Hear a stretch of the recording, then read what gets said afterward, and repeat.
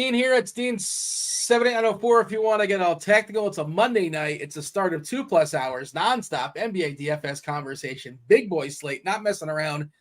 It is an 11 gamer in the association. It's also not just basketball, it's the sports equinox. The sports equinox is going down today. The only day of the season, the only day of the year, the calendar year, where basketball, football, baseball, and hockey is going down. If you want to play in those football streets, the old showdown streets, there's going to be a showdown show, I think around like 7:25, 7:30. Check in on the the RotoGrinders YouTube page talking about the Lions and the Lions playing tonight. Somebody terrible. The Raiders. There you go. Myself and Bobby Gomes. Bobby, it's just a 2-man booth. It's an intimate show. Extra usage to go around. Happy Monday. What's up, Bobby? How are things in your world? Yeah, going well. Excited for NBA, and we get some NFL. Yeah, a little extra usage going around today. It's just a 2-man booth, an 11-game slate, but I think we'll be able to get the job done. I know you're ready to carry the load. Yeah, I know how you're ready. You've been in the weeds all day. I've been in the weeds too, but I feel like from reading our Slack message earlier, you're all over this slate, Dean. I just have a feeling. I'll tell you, I anticipated some things that were going to get goofy, and they haven't happened just yet. Surprisingly, I thought we were going to get no LeBron back half of a back-to-back, played a pile of minutes last night in an overtime game. They're at home versus the Magic playing late. Allegedly, he is probable. This is the association, so you never really know. But LeBron should be good to go. There are some other body parts we are monitoring, namely Klay Thompson and his knee. He's questionable. Bam Adebayo's got a hip, so he's questionable. OG Anunoby has I think he's got a leg. What did they say? He had cramps, and he was supposed to go last game, and he didn't, kind of at the last second. Daniel Gafford is also questionable with his ankle. That team is already really, really thin on the inside. We'll talk about that. And Kyrie late is questionable with the foot, which seems like potentially not too late. 8 o'clock on the East Coast. They are taking on the Grizz, not the East Coast, but it's more. I was thinking they're out west for some reason. I don't know why in my head, but yeah, lots of injuries to monitor. Not a ton though, not a ton for an 11 gamer, but as always is the case throughout this show, we do get curveballs and things coming out of nowhere. We're going to have our eye on the notifications to see if anything changes, see if the slate gets flipped on its head.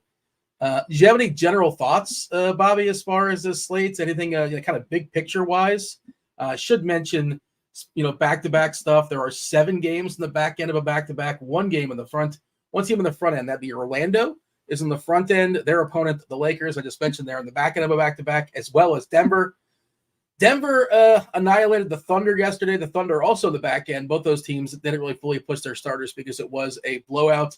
The Warriors, the Hawks, another team apart of a back-to-back that didn't really exert a ton of energy because they shellacked the Milwaukee Bucks. The Milwaukee Bucks also the back end of a back-to-back. I thought we might get something there, but so far it's been quiet. Wouldn't shock me. I thought maybe like a Giannis spot. And the Blazers, they're going to be playing the back end of a back-to-back. That team is bad as is. No Time Lord, by the way. He's resting early at this point in the season. That Blazers team is so bad. But yeah, give me the big picture stuff. What are you monitoring? What's the big injury that's going to change things? I'm just checking our premium stuff. I want to see if our if-then article is up. We have we highlight several players. If they happen to be out, we have the projection ready to go if they are officially ruled out. I know they are working on it pre-show. It says coming soon, so it should be coming at some point throughout the show, and I will have my eye on that. I imagine one of those players they're going to highlight is Kyrie Irving. What do you have here, Bobby? What's the screenshot as far as this slate? Yeah, so for me, basically a lot of Nets value in that first game. I think that's where everyone's kind of focusing right now. Royce O'Neal, a lot of these guys really popping for the Nets. We'll kind of get into that. The Bam midday downgrade, I think, is interesting as well. Brings Thomas Bryant in the mix. If Bam were to sit, would bump Jimmy Butler and Tyler Hero.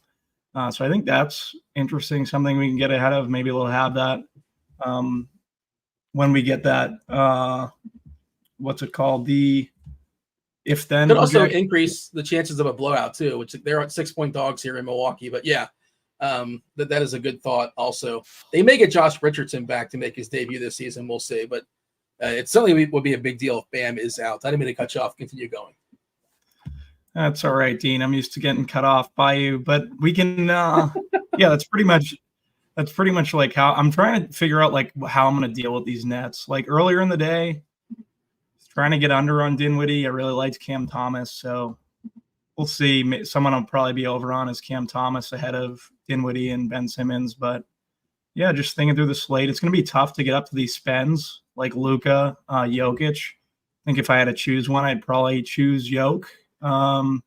Kyrie with the Q tag, if he sat, would obviously bump Luka in my eyes. But currently, in the context of the slate we have right now, I probably prefer Jokic. No Giannis for me tonight. Can I give you the only counter I would say, and I'm never going to say you can't play Jokic. Jokic is spectacular. The only counter I think is just that the pool of centers is so strong. Like the way the alternatives away from Jokic are really, really good. So, I'm not going to sit here and say like Jokic is spectacular and he's got to put up like 65, 70 to really, get there. If he puts up, 55, you basically definitely didn't need him. He's probably not hurting you actively, but you didn't really need him. By the way, taking on a Utah team that's been horrendous so far. Like it's, we're really just a couple of games into the season, obviously, but I believe Utah has been the worst defensive team this season. It feels like again, after a couple of games, not overreacting, but Walker Kessler has kind of regressed. He's not been great. Adding the addition of John Collins, I guess maybe that's hurt him as well too. But and that Utah team, I think, they were overachievers the first half of last season. And I guess it's not terribly surprising they're taking a step back, but defensively, they have been brutal. So like you're taking stands like you're just not playing Giannis. Is that like where you're at right now? Or that's something that might change as far as big spends? That's where I'm currently at right now. I don't think I'm playing Giannis. It would definitely be Jokic or Luka, depending on the Irving news. I don't really have a ton of interest in Giannis. Like you said, it could blow out. That game in general doesn't seem too appealing.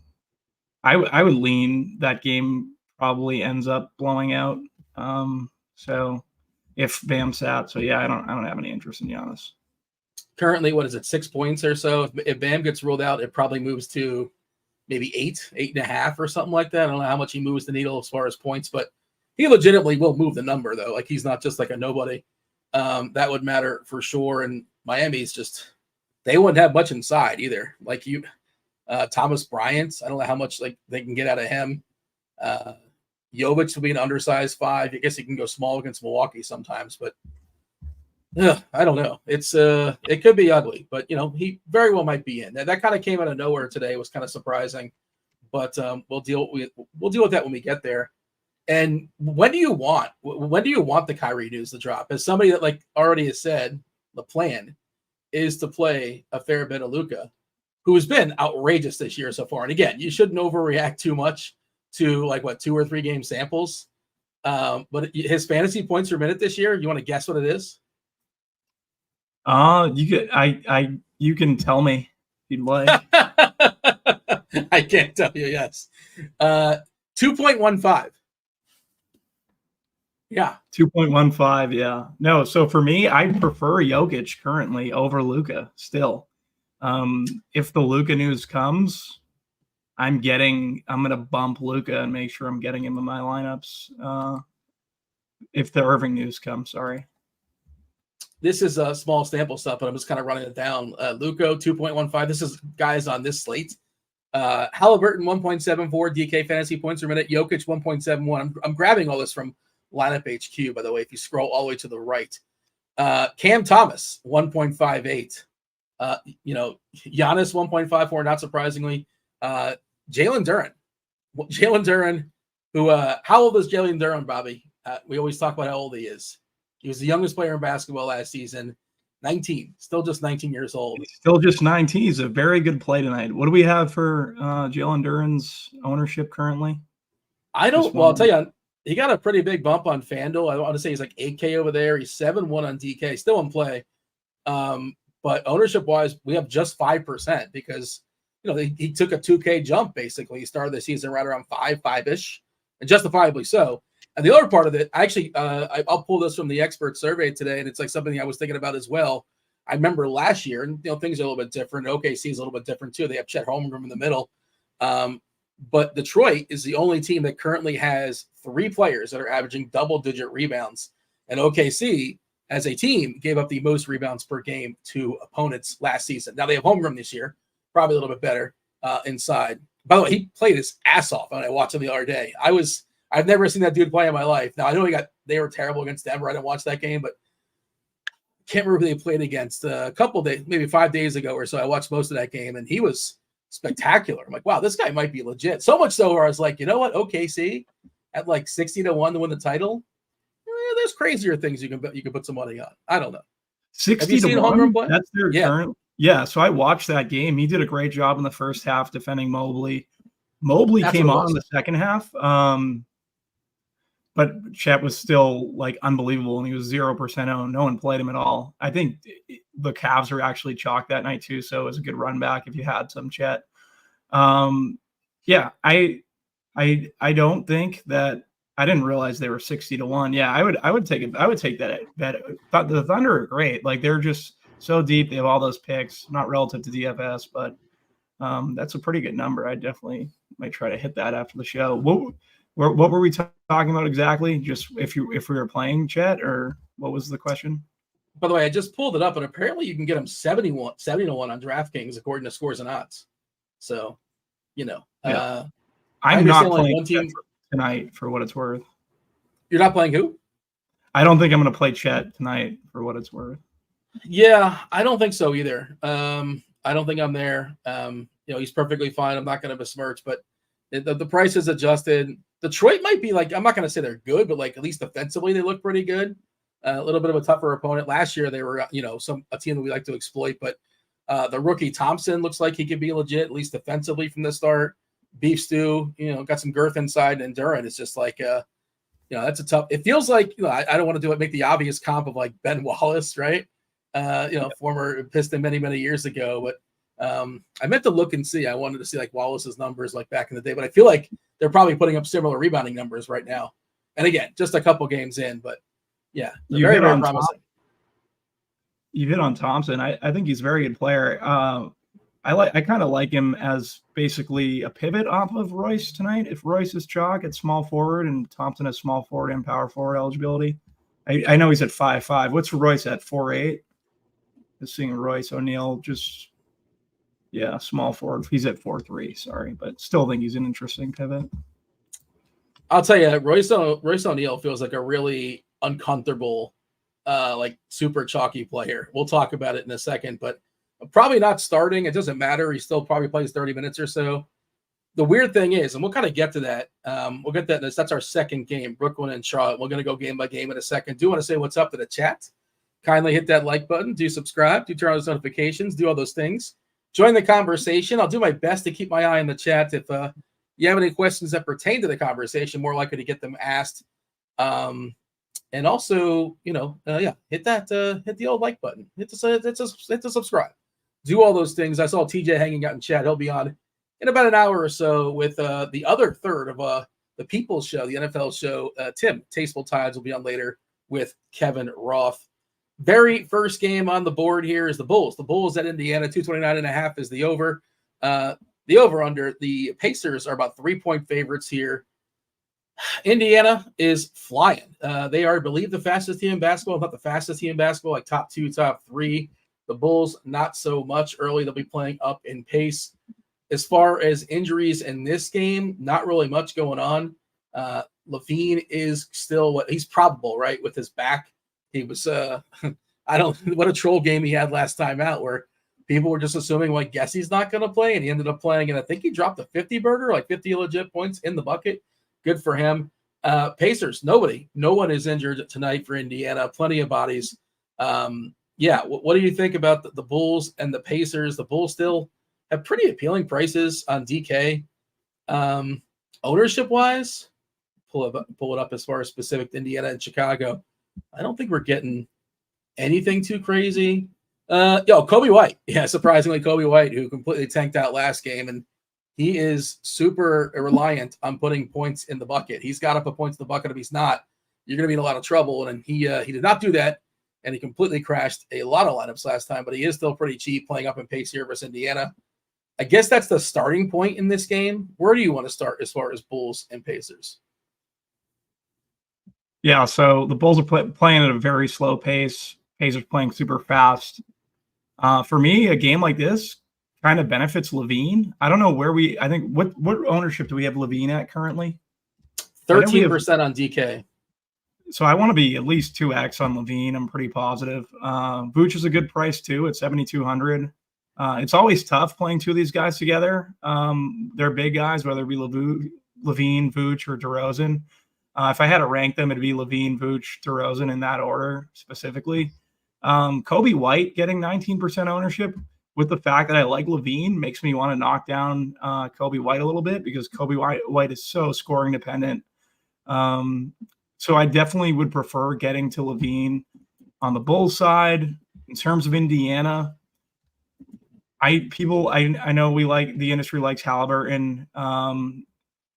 Like he's always gonna make my player, but I just don't love Halliburton tonight. Don't love him in the spot versus the Bulls, who, like we said at the top, play pretty slow. On the other side of that, maybe Obi Toppin, Neesmith. These are guys you can kind of turn to. Turner, but they're not like priorities for me by any means. Just wanted to throw the names out there. Definitely more interest in the Bulls side today. Yeah, I think Vooch, part of it, like as far as ownership wise, they're getting 13% for Levine, 4% for Vooch. DeRozan getting 16%. DeRozan a tick cheaper than Levine on DK, 7.5 as opposed to 7.6. But Vooch is fine, but like we're gonna go through it and game by game, and like almost every center, we're gonna be like, yeah, you can play that center too. Sure, you can play that center as well. So he's, you can get two centers on DK, obviously with utility spot, but a little bit more competition. That's why one of the reasons why I think the ownership on Vooch is pretty low at 3 or 4%. I love Halliburton as a player. He's got a chance to get that triple-double basically every time out there. I don't know if I'm getting to him. It is really interesting how low our ownership is on all the Pacers. I guess it would be Halliburton if I had to play one in Indiana, but I'm probably not going to play him unless it's like maybe just one random lineup, and I don't play a ton of lineups. It is interesting. 1%, Bobby. It's got to be higher than that, right? Like this stuff adjusts the closer we get to lock. I feel like it's got to end up higher than that. Am I wrong in saying that? I feel like for Halliburton it will. Turner with the Bulls are like giving up a lot of fantasy points to centers with the opportunity cost at center. I didn't mention Turner. I just skipped over him originally, but I think he would be someone I'd probably have more than Halliburton. But like I said, there's a ton of opportunity cost at center. So yeah, I don't know. I could see Halliburton being more owned industry wise. I think the preferred play for me would be Turner. But yeah, I don't really have any interest in Indiana. I just really like Levine. Levine would be my priority in this game. All right. Anything else as far as this game, or shall we move on? No, we can move on, Dean. Okay. Brooklyn and Charlotte, 227 is the total. Charlotte is a 1-point dog at home, despite Brooklyn is going to be out with both Claxton and Cam Johnson, two of their legit starters. A lot of minutes to go around. We're projecting Cam Thomas to draw a start, as well as Dinwiddie, Bridges, DFS, Dorian Finney-Smith, and Ben Simmons. It's funny. I saw TJ in chat mention it wouldn't shock him if we saw Day'Ron Sharpe draw the start, legit big on the other side of Mark Williams.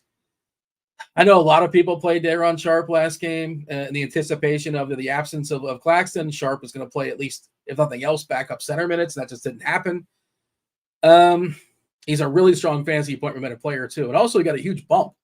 DK was proactive, not in what his actual fantasy output was, but as far as his ownership, right? 4.7 on FanDuel, 4.5 on DK. I mean, if he starts, sure, but I don't know. How many minutes are we giving him? Because that's a tough player to project right now. Probably like low teens. Well, they went small, and I feel like in this situation they may continue to go small. And I don't know, if he starts, he's fine, but if he's not starting, like I would just expect like a similar situation to the other game where I just wouldn't be interested. I was under on Sharp as chalk the other day. Yeah. So yeah, I would just, if he starts, it would change things a little bit. But I'd obviously like him better. I still think I think I could find other plays that I'd like more on this slate. Maybe that's the wrong. I wanted to pull this up from the expert survey. I saw a note from Meansy, which I thought was really strong. Jacques Vaughn kind of sort of alluded to, or maybe flat out said, he's going to play like a variety of players and play like kind of a deep, players more. It wouldn't be a really tight rotation, essentially. Now it's a little trickier with 2 players out. And this is why Brooklyn was super annoying last year, because most guys were playing like between 26 and 32 minutes, and they were all just kind of worthless, with the exception of like Bridges. But last game, we saw heavy 6-man rotation. Dinwiddie played over 40 minutes. Bridges played 35 and a half. O'Neal played 34 off the bench, by the way, which is hard to do. Cam Thomas, 33. Ben Simmons, 32. DFS, 32. And I guess the next guy would be Lonnie Walker. I don't think we really care so much about Lonnie Walker. Are we anticipating that again? Like, is that what we're going to get again? And if that's the case, that's appealing because they're facing Charlotte too. So like a really confined rotation against Charlotte, man, but just like then I'm like, well, Royce O'Neal, this is the guy who's going to break the slate if I don't have him. I understand he makes stuff work because he's pretty cheap. 32% ownership on DK is just a huge number for an 11 gamer. And for a player like Royce O'Neal, who's just not a big usage guy, your typical 3-and-D can fall into a couple 3-pointers, fall into some boards, and that's basically it. Otherwise, he's standing in the corner. And then DFS is another guy that's very similar to that too. Like Brooklyn is never short on wings. They're without one. And obviously Cam Johnson. How are we handling these guys? Because I don't know what to do. I don't really want to play them. But also, there's not a lot of great value in this slate as far as like guys play under like 5K. So it's a tricky conundrum. Help me out here, Bobby. Talk me through it. Yeah. So for me, with the opportunity cost at small forward, I think small forward's a pretty strong position on this slate, even on basically the Nets' own team, right? Like Royce O'Neal's only small forward eligible. Ben Simmons, obviously, I'd rather get like there's just different small forwards that I'd rather use. Ben Simmons is a bad example because he's going to be owned, but I'd still prefer more Ben Simmons than Royce O'Neal. I just see myself being under on Royce O'Neal chalk, pretty much similar to Deron Sharp last slate as Nets value. Just reason being, like I said, I just get into the small forwards that I have currently over Royce O'Neal. Like I have Sarah Thompson, Kyle Kuzma, Simmons, Zaire Williams. I like I think Royce is 4,300 and Zaire is 48, 46 actually. Like they're just guys I'd rather play over Royce chalk. I'll still have him. I'm not completely fading, but I just think he's probably one of the plays you want to get away from when he's chalky. Levine, another small forward. I don't know if you mentioned him as well, but you talked about Levine. Levine. Yeah, Levine has small forward eligibility. Exactly. Shooting guard, small forward. So like if you're playing cash games tonight, the way things stand right now, you're probably playing Royce O'Neal in your cash game lineups. Dinwiddie looks pretty strong. DFS looks pretty good. Cam Thomas is a guy that can legit like put 35, 40 points in the bucket. He will shoot a fair bit. Ben Simmons is a threat if he can somehow score 10 points to get a triple-double. Do you have any sort of rules as far as Brooklyn? I know you're going to be under on O'Neal. What about the rest of the guys? Dinwiddie's going to get some ownership at 25%, DFS at 19%. Another player that just typically is not going to be like the guy like, oh my God, I didn't play DFS, so my night is over, because like his ceiling is generally not that high. But also, again, good matchup against Charlotte. And if these rotations stay tight, and like if you look at the rest of the names, like there's not much else. There's DSJ, Dennis Smith Jr. We mentioned Lonnie Walker. Like, is he going to get much more minutes? Like, they just might stick with us again. And we're projecting 32 for DFS. We're projecting 32 for Thomas, 30 for Simmons, 35 for Bridges. And again, Dinwiddie and O'Neal in the 30s as well. And they're all pretty cheap. So again, and it's a 7:00 game too, Bobby, which I don't like. I don't like, it's like tiebreakers. I want to play the later guy, right? I generally don't like to be locked into a bunch of stuff early because you never know, especially on an 11-game slate, what might break later. Man, besides O'Neal, where are you at as far as the rest of the pieces? Anybody you're going to be over on as far as Brooklyn? Cam Thomas, I'm going to have more exposure than probably Dinwiddie. I'm definitely going to play Dinwiddie and Simmons, but Cam Thomas, I think, is how I'm going to differentiate relative to where the industry has these other guys. I'm just going to be significantly over. We've seen what he can do in terms of scoring. He's been absolutely crushing. I wrote him up today in expert survey. I think he's the best play from this Nets team, and getting more of him than Dinwiddie and Simmons and all the value play. Just taking a strong stance. I would imagine he's direct leverage off of Dinwiddie, right? Dinwiddie might be the DFS, the player I hate to roster the most in DFS. He's one of those guys, when you have him for whatever reason, he doesn't do well. When you don't have him, he goes off, like that kind of thing. Yeah, so for me, I'd much rather get to Cam Thomas. Then it would be Simmons. Cam Thomas, Dinwiddie, Simmons, if I had to rank them. I'm still going to play Dinwiddie over the field, but I'm just going to have more exposure to Cam. By the way, Gafford has been ruled out there for Washington. We're now projecting the Moose, Mike Muscala, to draw the start for Washington. He is still minimum 3K. He's center and center only. My other thought, which coming into the day, we'll talk about this game soon enough, obviously, but coming into the day, my favorite player, probably one of my favorite plays on the slate, is the Zinger, Porzingis. He's on his revenge tour. He revenged the heck out of New York. Now he takes on Washington, and this team is just putrid. They're horrendous defensively, and you're going to throw the Moose on them? Who are you going to throw on Porzingis on this Washington side? It's going to be so bad. And what's behind him? Nothing. Yeah, there's no size there on the Washington side. Omaruri, that's what we're talking about. He might get a little bit of run. Just not to get ahead of the whole game-by-game thing, but man, I hope this doesn't really push up Porzingis. He was projected at about 10% on DK, and he was going to be one of my pieces in my single entry lineup. Yeah, you have any thoughts on that before we get into it? We're going to do it soon enough. Yeah, so Porzingis wasn't my favorite play in the Celtics, but now he's trending like he will be. So I guess I would imagine that other people probably have the same sentiment, and he's going to get steamed up. Drew was the one who was projecting the best.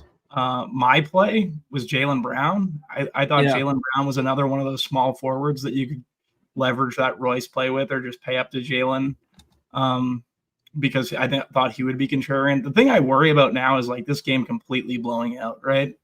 And the Celtics there's so many of these guys that demand usage and demand the ball that none of them really have the ceiling, but they might defer to Porzingis just because it is a revenge situation. I just don't know how vengeful Porzingis would be towards Washington. They just put him in the best situation he could possibly be in, right? So I don't know, man. Porzingis he'd probably jump to my favorite GPP play from this game. But yeah, this game doesn't have a ton of fantasy goodness overall. I'm not targeting too many spots here. For what it's worth, it is an island game for Boston. Do not play tomorrow. Did not play yesterday. They are 11-point favorites on the road, which is a pretty big number for a road team. But Boston's really good. Washington is really bad. It's pretty simple. Yeah, it's we'll talk about that game in a second, but we're gonna get when we get these Boston pieces guys rolled out. That's usually when they're much more interesting. That's true for all teams, but yeah, once we get no Tatum or no Brown, somebody's gonna skyrocket as far as projections. But your thoughts as far as Charlotte? This news just broke, by the way, on the Twitter. Officially, Levine is in. He's listed as available to play. The report from Coach Clifford for the Hornets: LaMelo's going to remain on a similar minutes limit Monday. He's played 31 and 33 so far this year. So it's not a huge hit, but theoretically, if you're going to take the coach at his word, and sometimes coaches lie, sometimes the situation just sort of dictates otherwise. We saw the LeBron situation. Remember, LeBron's not going to play more than 29 minutes. Oh, sure. Yeah, sure thing. I think game 2, that went away pretty quickly. And he's playing tonight on the back half of back-to-back after playing, I think, 39 minutes last night. Coaches just sort of lie. Yeah, thoughts as far as the Hornets.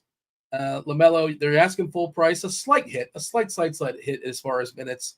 And the rest of the Hornets, who else, if anybody, does anything for you for Charlotte? Well, I would like Mark Williams. I just think the Nets end up going small, and basically he's only going to see 25 minutes. Rozier was the guy that was popping. It would have been Ball for me to take the shot on in tournaments, though. Rozier, he was getting the most ownership earlier today. I just don't. For me, I would bump Ball, and I don't really have. He'd be my favorite run back. Like Hayward's played great, but I think it would be Ball in this scenario. But the minutes cap kind of worries me a little bit. Shout out to Eric in chat. He's saying, how is Luka only 5% owned on this slate? Well, say it with me, Bobby. Why is he only 5% owned tonight? You know the reason. Pull the string on the back of my neck. What does it say? I would have to guess there's not a ton of value, right? Well, we live in the world with salary cap, but yeah, sort of, kind of. Yeah, both of those would have worked. They both would have qualified, but yeah, everyone wants to play Luka. He's spectacular. He's amazing. Of course, great. I mentioned before, he's on an absurd rate so far to start the season at over 2.15 fantasy points per season. That's not going to sustain, but he might put up like 1.6, 1.7 or something silly like that. Maybe even Kyrie's out. Now, if Kyrie's out, the ownership's going to change, of course. But, salary cap reasons. That's why. That's it. That's the answer. He's got to put up like 70 fantasy points, and he certainly can. Luka or Jokic? You mentioned that earlier in the show, right? That was the two we were comparing? I think it was Luka and Jokic, right? I currently have Jokic, but like I said, if Irving is not in, then I would probably bump Luka and see where he kind of fits in at that point. It's funny. Eric is saying he likes Jokic. Zinger over 19.5 fantasy points. I may have bet that one earlier in the day. Yeah, I hope don't mush me, Eric. Don't mush me. That's a bet that I'm already locked in for. Hopefully the Zinger. Dean, you can't mush, Eric. You're the mush, Dean, right? Can you mush a mush? How does that work? I don't know what the rules are. I don't know what the rules or mushes are. What movie? It's just this feels like it's up there. They throw him in the closet. I don't want this guy watching my horse. There's like a horse race, and just him watching the race. Why does that feel like it's up my alley? Why did you say that? It seems like a movie you've seen before. I just get the feeling. I've seen it. Did you see the quarterback yesterday for the Giants? Like straight out of Central Casting. What was this? DeVito? Did you see this guy, DeVito? No, I didn't. Oh my God. Google DeVito, not Danny. What was the guy's first name? By the way, he threw for like 7 yards in 3 quarters. The Giants had like 7 passing yards. Like 7. Maybe it was 10. No more than like 15. Insane. In an NFL game, they played a full game. They played 4 quarters. They actually went to overtime. The game wasn't like a blowout. It wasn't on the Red Zone channel a lot, but the dude's name, he looks just like his name. Like I like it when he looks just like. So yeah, that's definitely what he looks like. Maybe producer Steve can throw a picture up of DeVito, quarterback for the Giants, on for the people. Just kick off lineup HQ for just a second. Sure, why not? We have an 11-game slate, but these are the kinds of things we talk about as well. Anything else as far as Charlotte and Brooklyn are moving on? No, that's it. I think we covered the majority of it. Okay, Boston and Washington is the only other 7 o'clock game. Boston, like we said, they're an 11-point favorite here against Washington. Washington without Gafford. Otherwise, they are healthy, but they are terrible. Boston is fully healthy. You kind of mentioned it already as far as liking Jaylen Brown. Tatum certainly feels like a guy that certainly can go nuts, but it's just a question of, how much does he have to do against this Washington team? And I guess if you're playing 2 Celtics, you probably run it back with Washington. There it is. Like, how is this guy not? Is it like Johnny DeVito? What is his name? Tony? Now I have to. What is this guy's name? It's Tommy. What is it, Steve? Tommy DeVito. Tommy DeVito. There it is. Like, tell me that guy is not named Tommy DeVito. Like, there's no way it's not named Tommy DeVito. Yeah, looks like a DeVito. All right. Talk to me about I know we touched on Boston. If you want to finalize your thoughts, by all means, go for it. Are you playing anybody in Washington? I want to see what our projections are for the Moose. And yes, somebody said in chat, let me shout him out, who said it's in chat. Yep, Mitchell said revenge game for both the Moose and Danilo Gallinari. And did Gallinari ever actually play a game for Boston, or was he hurt the entire time? I don't remember. I feel like he might have never played for Boston. He never played, yeah. I think he was hurt the entire time. Okay, well, good for him. He'll play some backup 5 as well. By the way, Brooklyn's starting lineup is out, and it is Dinwiddie, Thomas, Bridges, DFS, and Simmons. So there you go. For anybody that thought that De'Aaron Chart might draw the start, he is not. Doesn't mean he's not going to play. He might only play 5 minutes. He might play 15. Who knows? We'll see. But does not crack the starting lineup. Washington, do you want to sell me on Washington? Looks like we're giving Muscala like a 20 fantasy point projection, which theoretically could be useful, but opportunity cost is the word at center today.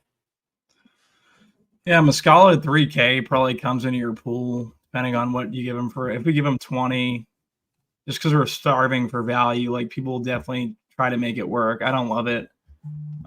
Jordan Poole versus the Celtics, like, yeah, he's going to chuck. I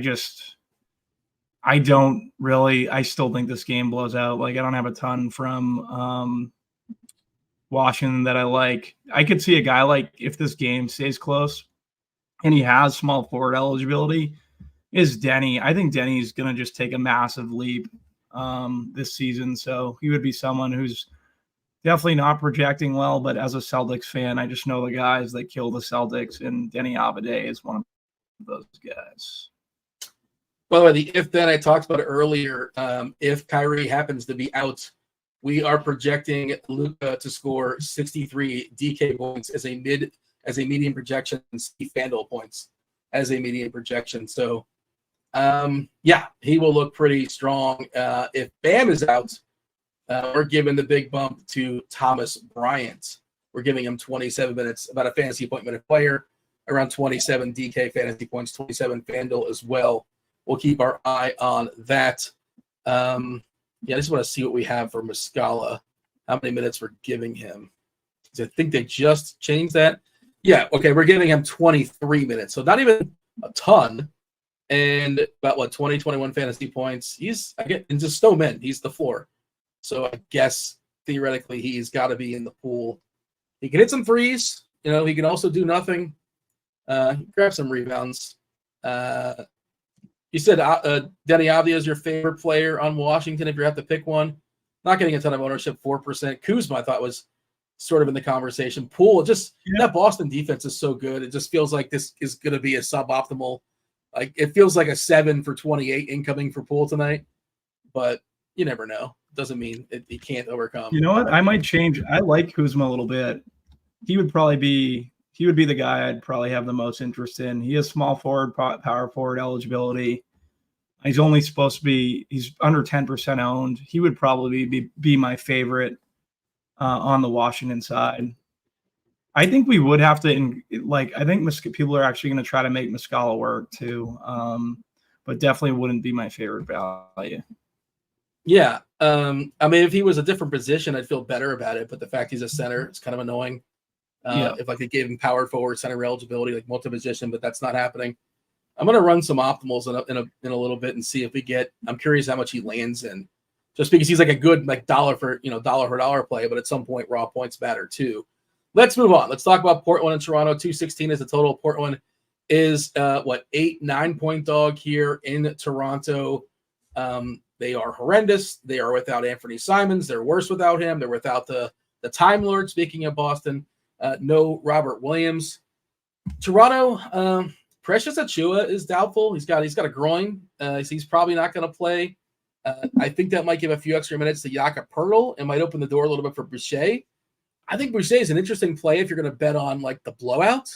If you want to take that angle, I saw some people in Discord having some fun with Grady Dick, just throwing him out there. Gary Trent could be kind of sort of someone interesting. Dennis Schroeder is not a great player, but he's going to handle the ball a ton. The usage is going to be up, and this is the kind of team that he can rip. At one point, theoretically, Scoot Henderson's going to be way better than Dennis Schroeder. but not today. I don't think so. He's not been good so far. I know people love him long term, but he's looked, I guess overwhelmed. I don't know how you want to say it, but again, he's a rookie. What do you expect? Give the guy some time to figure it out.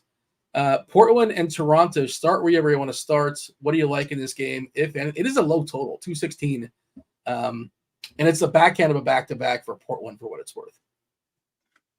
Yeah, so Jacob Podol at the center position, we talked about there being a ton of opportunity cost at center, but he's going to be someone I'm going to try to get 2x on. I think it's a really good spot in terms of the front court for like the Raptors versus the Trailblazers for Podol. So yeah, he'd be someone I'd have a good bit of interest in. OG is another one. I think he's going to go fly a little bit under the radar. Don't mind getting to him. There's not much though, like on the Raptors side outside of that. Like I guess Schroeder could do very well versus this Blazers team, but I'm not getting too much Schroeder currently. He's hitting 24%. He's projected for 24%, which is a pretty big number on DK. He's a little more expensive on FanDuel. I think he's 6'6" over there, 5'9" on DK. I just think he's the kind of vet that he's not that great, but if you give him some run, especially against a team that's pretty inept, like this is the spot where he shines. I think we saw it with Russ the other night, not the same player, but I think Westbrook's going to find some rough games here and there, but against Portland, that's the team he can become a old school Russ against.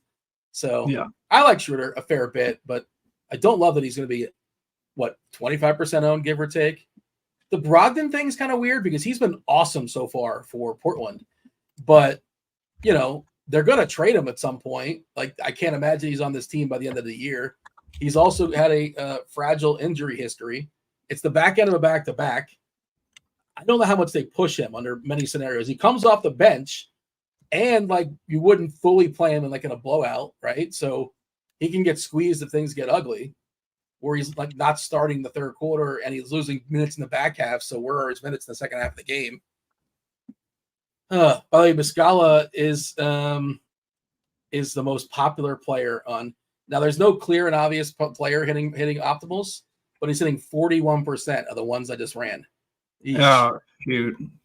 Yeah, it's a revenge game for Muscala, too. So he's very, very vengeful, Mike Muscala. Very, very vengeful for sitting on the bench and collecting millions of dollars. No, I'd be angry, too.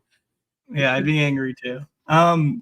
Yeah, 3K, if he's hitting that hard, then I'm probably going to get some more Muscala as just when I rerun stuff after the show. It's weird, though, because the opportunity cost at center, like we said, he doesn't seem like the safest play either. I just, for whatever it is, if this game blows out, he's old, right? He'd be pulled immediately. Wouldn't he? I don't know. What's your thought? He's not a part of their future. If that what you're saying, when Washington is theoretically good, Mike Muscala is not on that team.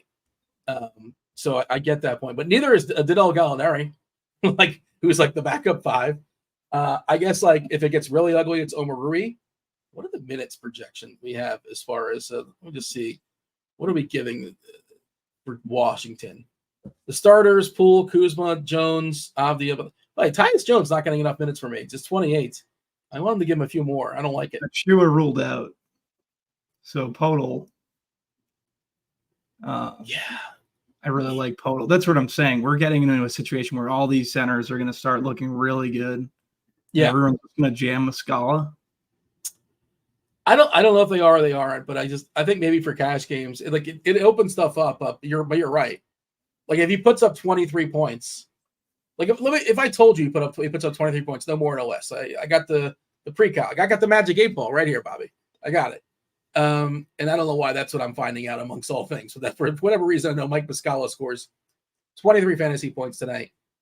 Do you play him in your lineups? Is he somebody that you care about? He's not killing you. I'm definitely playing him. Yeah, I'm playing him. I just don't know if that's going to win you a tournament, right? Yeah, I mean, it's the other part of that is what does Luka do? Because he helps you get Luka, right? If Luka puts up 85 points, and collectively, sure, or a couple big spends, you can have 2 big spends all of a sudden. Okay, I didn't mean to go back to that game, but I just thought it was worth noting or worth talking about. As far as Toronto and Portland, yeah, you mentioned Pirtle. I think our projections had Precious being out because he was officially doubtful. Yeah. Yeah. And OG Anunoby, again, not officially in. He is questionable. What they said it was cramps, so I think he'll be fine, but we'll see. Pascal's not been great so far this year, but Portland seems like a get right spot. For whatever reason, the price, it just seems a little bit too high. But like if you want to play him in tournaments, he's not going to be owned, just not at all. And he should just annihilate. You see what Embiid, not that that's the same player, but you see Embiid the other night against Portland. You see what he did to him yesterday? I don't know if you happen to catch that. He had like 55 DK points at the half. At the half. He had like 30 and 10 and like 4 stocks. It was outrageous. This Portland team, this just in, really, really bad. I mentioned the possibility of playing some Boucher. He is power forward. We're giving 20 minutes to him. And even then, we're still giving 11% ownership to Boucher. And he's a guy I think will be a part of that like blowout lineup, at least for a fair bit if this game blows out. Is he in the pool for you?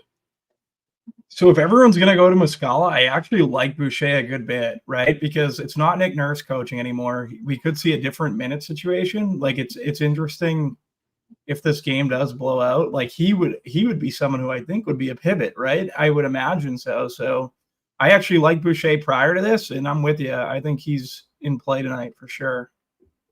Chad wants to know Ben Simmons or Scotty Barnes. Ben Simmons or Scotty? I'd play Ben Simmons. Brogdon or Schroeder? Schroeder. Barnes is Walmart LeBron. I never heard that before, but okay. He will end up being 8,700 on DK. If OG is out tonight for whatever reason, I don't expect that's going to happen, but I think Barnes would get a little bit more popular. And yes, Michael making a good point. Yes, none of these guys on Washington will be on this team when they're theoretically good. That is a good point. I don't think they're going to be good anytime soon. Let's move on. Minnesota, Atlanta, 228 is the total. Atlanta is a 2-point dog at home versus Minnesota. We saw Atlanta just crush Milwaukee yesterday, back half of back-to-back, but they did not work too hard. Minnesota, Jaden McDaniels is still questionable with his calf. He's yet to make his midseason, his season debut. I don't know if he's going to play tonight or not. OG officially on track to play. I'm not sure if you said that or not, but there's the note as well. Minnesota, Atlanta, 228.5. One of the more popular players in the slate is going to be Jalen Johnson. Jalen Johnson has taken a leap. He's taken a leap into the starting lineup as well. We saw him start yesterday in lieu of Sadiq Bey, and he just crushed. And again, it worked. I assume he's going to be back there tonight. He seems too cheap on DK. He's going to be, 35% owned, which is a huge, huge number on an 11-game slate. He was almost definitely in your cash game lineup on DraftKings. Start there, and everybody else as far as Atlanta. Yeah, I like, in the context of the slate, I like Jalen Johnson more than Royce O'Neal. Just power forward. I think it makes it, with the total being what it is, it's no wonder he's popping in cash games, playing very well. So yeah, it'd be Johnson for me. If we're picking between the two value plays, I think I'm going to be pretty much over on Johnson in general tonight, even at the 35% ownership clip. There isn't much. I like Trey for tournaments just because of the total is what it is. I wouldn't mind being overweight on Trey at all. But on the other side, it's only Ann Edwards, and it's weird because the total's so high for this game. I have no interest in Cat. I don't know. It'd be Edwards. His price is up there, so it gets expensive. But yeah, it'd be Edwards and Conley for me if I had to choose from Minnesota. But I don't see myself really getting to many of these guys. Yeah, you can tell yourself a story on Naz Reid. He's looked really good so far, but the minutes are kind of dicey sometimes. When he's out there, he's doing things. But again, we're only projecting him for 19 minutes. I think he was the slate breaker last game, if I'm not mistaken. But 5K now, he's not super, super cheap. I know earlier in the day, the guy that was projecting for a fair bit of ownership, and still 29% seems way too big for me. I love him, but minutes wise, it's tough. Onyeka Okongwu, we're projecting 22 minutes for him. a straight split. The 48 center minutes were delegating 26 to Capella, 22 to Okongwu. That's the way it goes there in Atlanta. Typically, those guys chop the 48. Now, sometimes you'll see Okongwu play 26 and Capella play 26, and play 22, but you really can't assume that. Things can happen where he's playing really well. Capella can get in foul trouble, but man, like you're supposed to play that when he's like 5% owned or 2% owned. When he's 29% owned, I don't think you're supposed to gravitate to that. And again, stop me if you heard it before, Bobby. Another center in Okongwu. Do you like that, or is that bad chalk? Muscala would take priority over Okongwu for me. I wasn't playing Okongwu prior to this news, and I liked Boucher as like that 3-8 pivot. So like, if that's where Okongwu's ownership stays after this next run, I'd be pretty happy because I don't anticipate on having a lot of Okongwu tonight at all. You mentioned not liking a lot of Minnesota. I guess you're going to be on the other side of this. I don't know. Derek's asking in chat, Gobert or Duren, Jalen Duren for Detroit. Who do you prefer amongst those two? I really like Duren tonight. I think the last time I was on, Duren smashed, and Duren was like my favorite play on the slate. I'm going to go back to Duren. I know he's going to get Chet defense, which I think that kind of hurt Mobley in the first half last game. But I definitely prefer Duren. It's tough, though, like we've said like 6 times on the show already. Opportunity cost at center is going to be very difficult. Yeah, the only 2 guys in this game that's really getting ownership is Johnson. Johnson has got all the colors, too. Like, if you look at the lineup HQ, I'm not sure if you're in there, as well as Kirkwood and Taylor and Squirrel and Noto. He's got the rainbow. Basically, everybody's saying that this guy is, Noto, Taylor, yourself, and Kirky. 5K just seems too cheap. Do what you want in tournaments, but I think you're supposed to play him in your cash game. One of the first players you put on your cash game lineup on DKO. Surprise, he wasn't the one that was most popular popping up in the optimals I ran. Where is he at? He's got to be on the first one. I assume he is. We'll run it again. I did add some variants and some funkiness to kind of get some different lineups, but let's run it again because they're always updating stuff. I think Trae Young is kind of sort of so interesting just because, like, what if he gets on a good shooting night? But we haven't seen that quite yet. But theoretically, it's there. But, you're not getting a huge discount as far as the price. And for sure, you can always play him, but nothing really jumping off the page. It's just, is he not even in your pool, Trae Young? I like Trae Young. I'm going to be okay. I like Trae Young. Yeah, I think this is a good night to try to get to him. It's going to make things tough when we get Kyrie ruled out, and then it's like, yeah, I'm going to prefer Luka. But Trae Young currently for me is someone I want to get to. So we have him currently at 6% ownership. It's the highest total game in the slate. I like Young a good bit. And I think under 10%, he's one of my favorite GPP plays on the slate. OKC's at home versus Detroit. 225 is the total. Detroit is a 6-point dog here versus the Thunder. As far as body parts in this game, as far as who's in and who's out, we have my list just kind of got lost on me. I can't find my game for some reason. That's unfortunate. Okay, yeah, so OKC, nothing new. Kenrich Williams is still out. Jalen Williams, the one that's not as good, Jalen Williams is not playing. Detroit, the same, like Bogdanovich is still out. Morris is still out. Wiseman, I think he's available, but I don't think it matters. Detroit, Jalen Duren, they've raised the price. SGA has been awesome this year so far, but he's also super expensive. You did mention, now this game is 8 o'clock. It's the same time as the Dallas game. So that is interesting you mentioned as far as Young, because if you find out that Luka is, Kyrie is out at 7:31, you're going to probably wish like, oh man, I wish all my Young shares could turn to Luka shares. So that's the issue. Yeah. So that's kind of, maybe you don't want to be married to like big spend guards early, which is again this one big element, and that's like a LaMelo thing too. When it's a Halliburton thing also, right? So we kind of alluded to that earlier as far as Halliburton. He's great, but I don't know if I would have spent that much money that early when something might be coming up later that's distinctly better. What do you have as far as Detroit and the Thunder? Looks like Thompson's pretty cheap in the Detroit side. He's getting a fair bit of ownership, as well as Williams for the other Jalen Williams, the good Jalen Williams for OKC. Price-wise, is the one that fits builds the most. Yeah, so I like Duren like a hit on. I think Stewart is in play at 5-2. He's been playing well. I don't mind getting to him. Alcera Thompson, like we hit off of the top, way top of the show at the small forward position, 5,500. The Twins been playing well, so like I don't mind going to his direction. Small forward, power forward eligibility. But yeah, there's not much there outside of like on the other side. I'm not playing SGA. I think Jalen Williams would be my favorite. The other Jalen Williams. Yeah, not a ton from this game, but I do prefer more of the guys on the Detroit side for sure. All right, we have a little bit of a time constraint. We'll just move on. Dallas is taking on Memphis. 226 is the total. Memphis is a 2-point dog here. We know the deal with them. They are still plenty injured. They're plenty injured inside. No Clark, no Adams. We're not going to see those guys.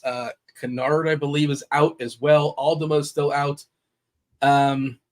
Tillman, by the way, his minutes became a little fragile. It was David Roddy was taking some minutes away from him last time. Laravia got a little bit of run. Bain and Triple J, that's how this team's going to go. They are priced as such. You mentioned Zaire Williams earlier, who's been like the one, if there's a bright spot on Memphis this year, he's been pretty good. He's on my season-long team. People want to hear that. It's a deep league. It's a deep bench. We got Zaire, like that's one of our last picks.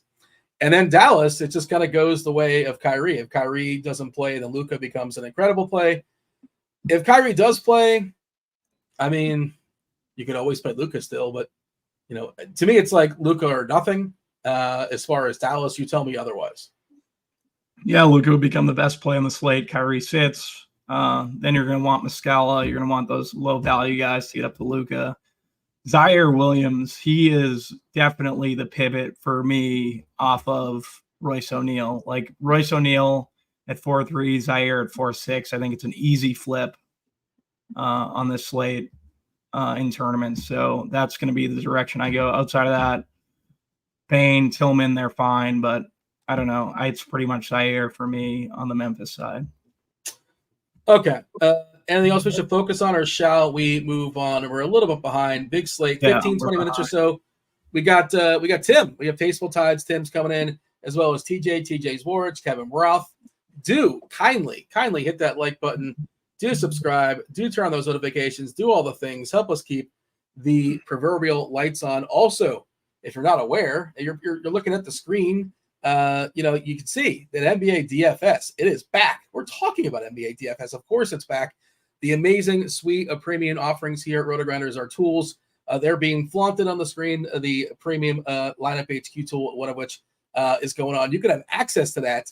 $50 discount currently. It's not going to last forever, but currently we have a $50 discount for NBA premium. Everything from lineup HQ, access to up-to-minute premium projections, as well as ownership. If you're just in like the underdog streets or Thrive or Prize Picks, all that kind of stuff, we have the fantasy pick'em tool where it'll tell you like there's a 45% chance. Well, I guess that's a bad example. There's a 65% chance of this prop going over, and they just it's not always going to win, but 65% chance. That's good. That's where you want to be. I saw a couple earlier today. They're around 70%.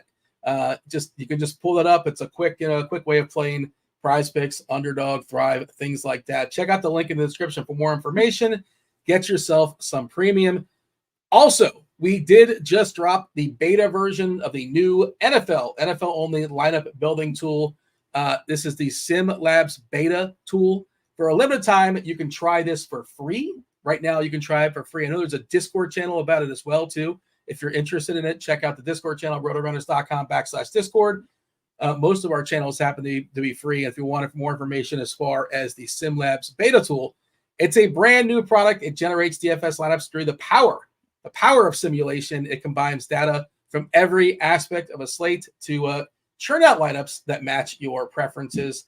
Just a few clicks, you can have hundreds of well-built correlated lineups ready to go for whatever contest you happen to be playing in. And again, check out the description and the link in the description for more information. All right, next game on the docket. After Dallas, Memphis, we have 4 more to go. It is Golden State, New Orleans. 224.5 is the total here. Golden State is about a 4-point dog. Draymond is expected to be available. Klay Thompson is questionable, as is Kuminga. Both have knees. New Orleans. New Orleans is, well, I would say fully healthy. The guys that have been out are still out. No Jose Alvarado, no Trey Murphy, no Najee Marshall. Pelicans and the Warriors. Start wherever you want to start. Yeah, there's only really one play in this game for me currently, and that's Joe Val. Very good matchup versus the Warriors front court. I think it's the best in the league, to be perfectly honest. So Joe Val is going to be the guy that I'm going to have the most exposure to in this game. And then, yeah, I'm not really on like the Andrew Wiggins would come into play if Clay and Kuminga sat, but I don't know. I don't really love Andrew Wiggins. What do we have for a price on him? Really, for me, it's just Joe Val. Wiggins has been losing minutes to Kuminga. Yeah. Like Kuminga's been closing over him. So maybe we'll see Wiggins play a few more minutes, especially if both are out. Stay tuned to this. It will trickle down to maybe Chris Paul plays a few more minutes, revenge game for Chris Paul. Gary Payton. I mean, you're not playing Gary Payton, I don't think, but he would grab a few more minutes as well. Ownership-wise, we are getting a couple guys popping. Brandon Ingram on DK specifically is AK, pretty good price, getting 29%. Perfectly fine with that price. Herb Jones, the typical run-of-the-mill, right-of-the-factory 3-and-D player, getting 12% ownership at 5K. Otherwise, nobody. This could change. Joe Val getting 2% just because he's lost in that cluster of all the centers. Only giving him 25 minutes. His minutes are not guaranteed. We know when he's out there, though, he does smash. I think I'm a little lower than the rest of the field. Like I saw people in our expert rankings are liking him as well. And it's not that I dislike him. It's just that I like other guys better. So no disrespect at Valanciunas. I see yourself and Kirkwood. Were you talking to Kirkwood about Joe Val or just a coincidence you guys both have number one? No, not a coincidence. I mean, yes, a coincidence. Sorry. I just think he's the guy that with the spot that he's in at his price tag, he's not going to be owned, and it's literally the best spot on the slate for center. So I can play some Joe Val. Did you have a thought as far as Ingram? What's his eligibility? It's small forward, power forward currently for Brandon. Shooting guard, small forward. Yeah, I could play some Ingram too. Throw Ingram in that mix of small forwards that you can play other than Royce O'Neal. I know Do we have this game? I want to see if we have an if-then for no, or if-then is for Kyrie and for Bam. Unfortunately, there's no if-then. Like, obviously, our projections will change, but this is it's nice to have the if-then. If the situation were to happen, you already have what the projections are going to be. But, yeah, if Clay is ruled out and Kuminga, both of them, that'd be a trickle down. I don't know if there's one guy. I think it would be to Wiggins. Yeah, probably. Jaden McDaniels is going to play tonight. Okay. That might hurt. I don't know. I feel like that might hurt Nas just a tick. I wasn't getting much read anyways. Obviously different positions, but I just feel like there's a chance he might lose because Nas can play at the 4. That's where he's playing most of his minutes now. Just a slight hit. And other wings. We didn't really love the Minnesota Wings, in general, but slow-mo or something like that. You're not playing him, and they probably bring him back slowly as well, for what it's worth. I would imagine as far as McDaniels. Okay, let's move on. We have is it 2 or 3 more games left? 3 more games. Crunch time again. They're gonna run it all back. They're gonna do their favorite plays, position by position, for cash, for tournaments, for FanDuel, for DraftKings. Fire for questions there. They like to pull questions from YouTube, but they like to first pull questions from the Discord channel. Derek is throwing out Moody. I see Zwarych being mentioned in chat. It's an 11-game slate. Are we getting that deep? And Moody's not super cheap. He's 4.5, and Zwarych is 4.3. I guess those guys get bumped up a little bit, but they have enough bodies where they can just sort of rotate. Like Corey Joseph could play a few minutes if they need him to play. I don't know. I agree with you. I think might be Wiggins is the most interesting guy. Although I really don't like that price. He's overpriced right now. Yeah, he's over on DK. Yeah, I'm not. I was just. I don't think I'd have a lot of them. I'm just saying at this point, I'm probably my forward positions are going to be taken up. So yeah, I don't think I'm going to wait to really backload for Andrew Wiggins, right? But I think he would be the biggest benefactor. Miami at Milwaukee, 225 is the total. Milwaukee is a 6-point favorite.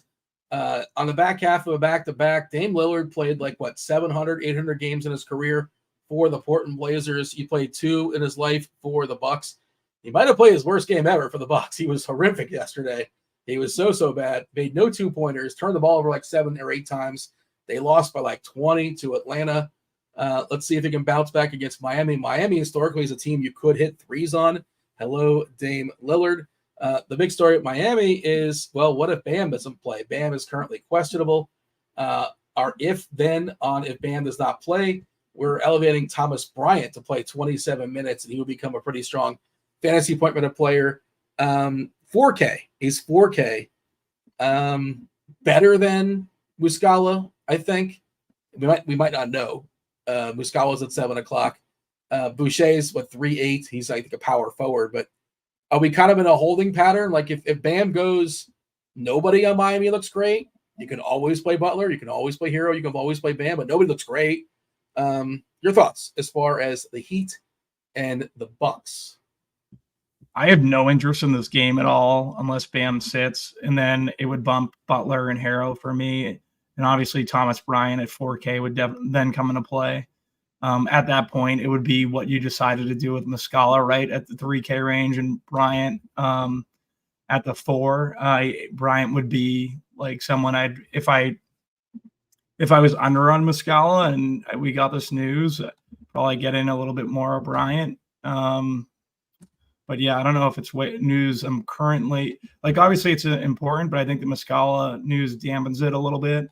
I think Bryant's playable if he's in. If he's not in, he's not a play at all. Yeah, that's pretty much where I'm at too. All right, let's move on. There's 2 more games. It's Utah. Utah taking on Denver. Utah is a 10-point dog here in Denver. Nuggets are on the back half of a back-to-back. They took care of business yesterday versus OKC. Both teams are 100% healthy, right? There's nobody that really matters that's not available. We love Jokic. We always love Jokic, always Jokic, but he's a center and he's expensive, so he's also not going to get a ton of ownership, 7% give or take as of right now. Jamal Murray is the one that's popping the most at 13%. Pretty good price, even I think a better price on Fanduel. He's 7.9 on DK, 7.4 on Fanduel. Fanduel, he might be in your cash game lineup over there. He'll be more popular. Also, this Jazz team is kind of a mess. Too many guys. Too many of them are not very good. The minutes volatility with guys with Walker Kessler, minutes volatility with a guy like THT. Collins, I guess, is kind of mucking it up. But, Markkanen's the one guy I guess you can rely on to play 30-plus minutes. But it's a big mess. And an 11-game slate, I don't think I have any interest in anybody in Utah. And the Denver side's not that great either. This is not my favorite game. What about you? I was going to be over on Jokic, and I'm still planning on getting over on Jokic just because now everyone's going to be trying to get to this Luka news. I'm building Jokic in at 2x. I'm just trying to get him. I think he's a really good play if this game stays close, which I don't think it will. But if it would happen to, then I don't know. I want to find a way to have some Jokic in my script. But yeah, outside of that, no interest in this game. Jokic is one of those guys where, at the end of the night, you're why was I under the field on Jokic? This guy every single game puts up 70. That's what I'm saying. Don't if you're playing multiple teams, find a way to get some Jokic. Yeah. Did you like Murray? How do you feel about Murray? Murray's fine. I'm not getting a ton. John Collins, another person who's been popping, not getting a ton of him either. I'm not playing Keontae George. I as a value piece, it would mainly be just Jokic for me. Yeah, George might steal THT's minutes soon. We care about tonight and tonight only, but that might be a thing that happens eventually. A lot of cheap centers, right? Because we talked about Valanciunas and John Collins. You mentioned we talked about Kungwu. Dude for Washington, got him for the Moose. just spending up at center feels like a contrarian move. And like, it's like, okay, my way to be different in the slate is to play like one of the best DFS players, the reigning MVP. Like, okay, sure.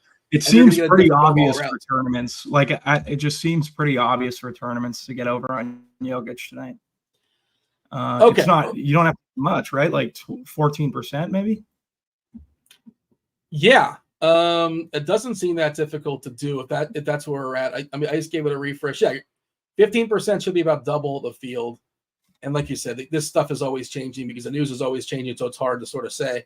They want to know MPJ, Michael Porter Jr., or Collins. Who do you? Oh, I'm sorry, or Murray. Murray. Amongst those two, who do you prefer? I would go Murray. Last game is Orlando. Orlando is at the Lakers. 219 is a total. It's pretty low. Orlando's been playing good defense this year. Lakers back half of a back-to-back. Again, I'm kind of surprised. I thought we were going to be talking about like Christian Wood and like Jackson Hayes.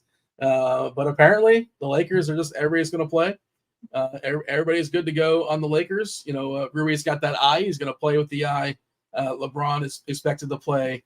And Orlando is fully healthy. Also, I don't really like the Magic, just as a general, like, Banchero on Fanduel. Banchero on Fanduel's got a really good price. Specific to Fanduel, he's 7K over there. I think he's really just underpriced. He'll be owned.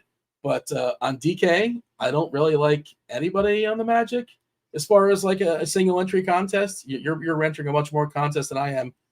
And then the Lakers, like, what do we do with LeBron's minutes? Because they theoretically, they're going to want to keep them down after playing. I think he played 39 last night. They talked about keeping him like 28 and 30, maybe, if that, to start the season. Now, again, that's not realistic. You tell LeBron he's not going to play 34 minutes sometimes. What do we do with the Lakers? Because his prices are good. If we somehow get 34, 35 minutes out of LeBron, we're projecting 34, 35 out of Davis, and they're both kind of underpriced. Yeah. Thoughts as far as Davis, LeBron, this game as a whole? If my thoughts were no thoughts and I was fading it, what would your thoughts be?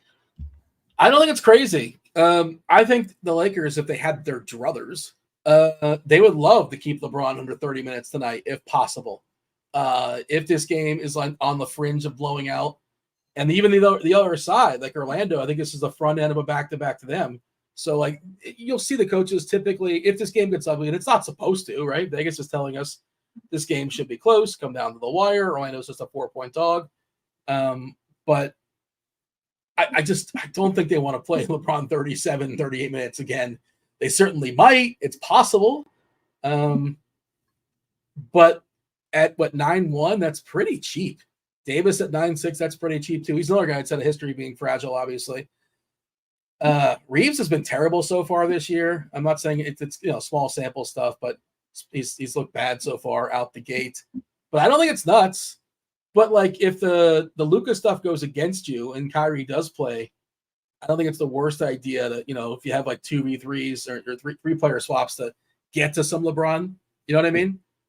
I know the plan right now for you is play a lot of Luka, which is a great plan. But if Kyrie doesn't go, that's an 8 o'clock game. This is at 10:30. Kind of an island game, right? The 10th of 11 games tonight is at 9 o'clock on the East Coast. So Orlando and the Lakers just sort of all by itself. And again, you never know. Something goofy might happen. I'm not saying it is, but we've seen it before where players are rolled in and then rolled out. I just don't. I get what you're saying. I just don't. It's fine. If you're making a 2v2 or a 3v3 getting to LeBron in that situation, but I just don't have a ton of interest otherwise. Yeah, so you're gonna be up in the standings, Bobby. You're gonna have some big boy scores, and people are gonna try to chase you down. Is that what's happening? Hopefully. Hopefully, I don't know. Are you? But you think this game's gonna be a great game for value? No. Like, I don't. They're coming off a back-to-back. Like, I'm not prioritizing LeBron at 40 coming off a back-to-back on a minutes cap. Like, I don't have a ton of interest. This seems like the perfect LeBron. Like, I was expecting, like everyone else in the industry, for LeBron to sit. I don't have any interest in AD. Yeah, on the Magic side, Banchero on Fanduel. On DK, I don't really like anyone from the Magic. Maybe Wagner. if anyone. But yeah, I don't see myself getting a lot of these guys. Yeah, Wagner, maybe Suggs, but like Anthony's, it's a bunch of guys that are fine. Yeah, they're all fine. That's the best way.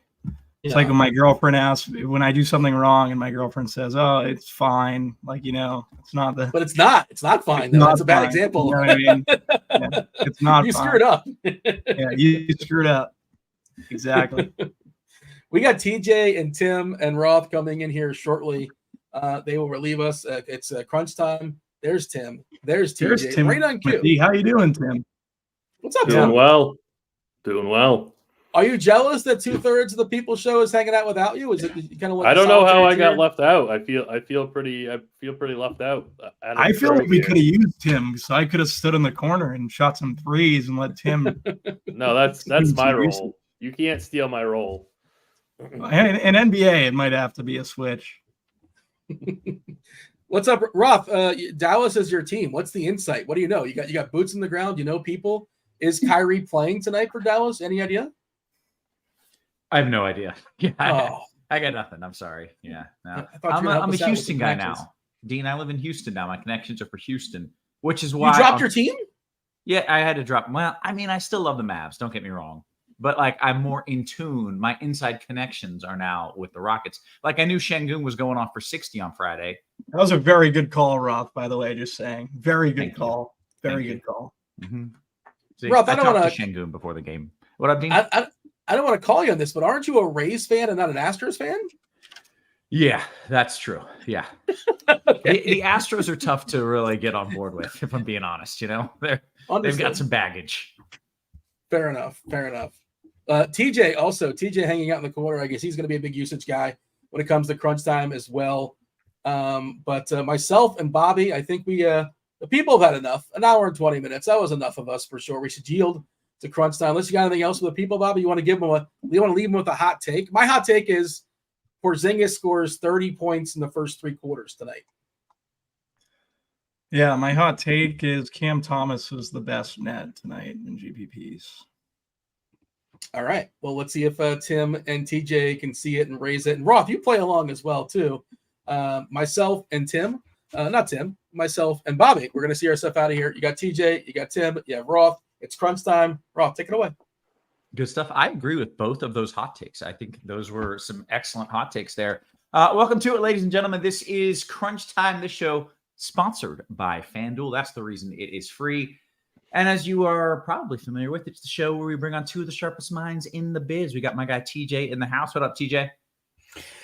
I'm excited. This is Happy Sports Equinox Day, everyone. Every major sport in North America is playing tonight. We got MLB, we got NBA, we got NFL, we got NHL, even MLS.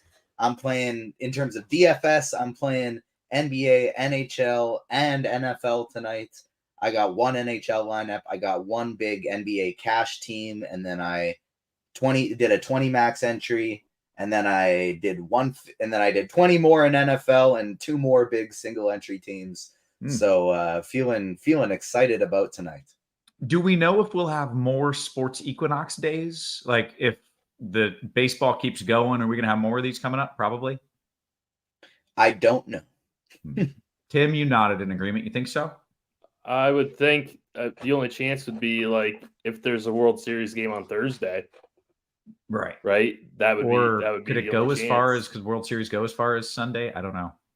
That's the other one. I'm not sure. I don't know. Anyways, Equinox makes me feel like super rare. So we'll see. Maybe there is no game Thursday. Oh, there isn't. There is no game Thursday, and Game 7 would be Saturday. Ah, okay. Right. So this is it. That means this is it. Okay. Well, now we got to celebrate. Now it is officially a big deal. I like that. That kind of makes me pleased. We got my guy Tim in the house as well. What up? Yeah, not much. This is definitely a really, really great basketball slate. I am also playing hockey and football. I'm not playing baseball this evening, but I am playing hockey and football and basketball. I'm playing cash games on DK and a single entry team on DK, and no cash game on FanDuel, just a single entry team on FanDuel. Okay, but I can answer cash questions for either site though. That's what I was about to say. We will lean on you for kind of that cash thought, and then we'll Yep. go to TJ for more tournament takes. I have been cooking with some lineups. I just feel like that mid-range build today is where it's at. I don't know. Is that where you guys are landing or no? No. No? Oh, good. Because then I'm going to be unique. I have a lineup on DK. I don't think I have anybody over like 8K. I think everybody's like right there around like upper sevens, and it's just Is fire. this on DK or FanDuel? Roth? DK? Okay. Yeah. Yeah. I don't know. I feel good about what I'm doing. I'll give you my play of the day by the end of the show. I know you want to know because I dropped straight fire with my takes. But in the meantime, we got to know what we're supposed to do, and for that, we like a cash talk, and let's start with some FanDuel. Tim, what do you got for us? Yeah, so pretty big slate. I was expecting there to be a lot more news than there was, and there really turned out to be hardly any at all. So, yeah, well, I don't know. I don't know if there's any coming. I'm not sure, but we'll see. A lot of times, even in cash games on a slate this big, I would say to backload your lineup and wait for news. Today, that's not going to be the case. You know, the Brooklyn Nets are playing a super tight rotation. They're going up against the Hornets that play at a super fast pace. So the Brooklyn Nets getting to guys on that I think is imperative. At least 2 to 3 of those guys in cash is super imperative. And quick question on that specific note, Tim. Would you say 4 is too many on DraftKings?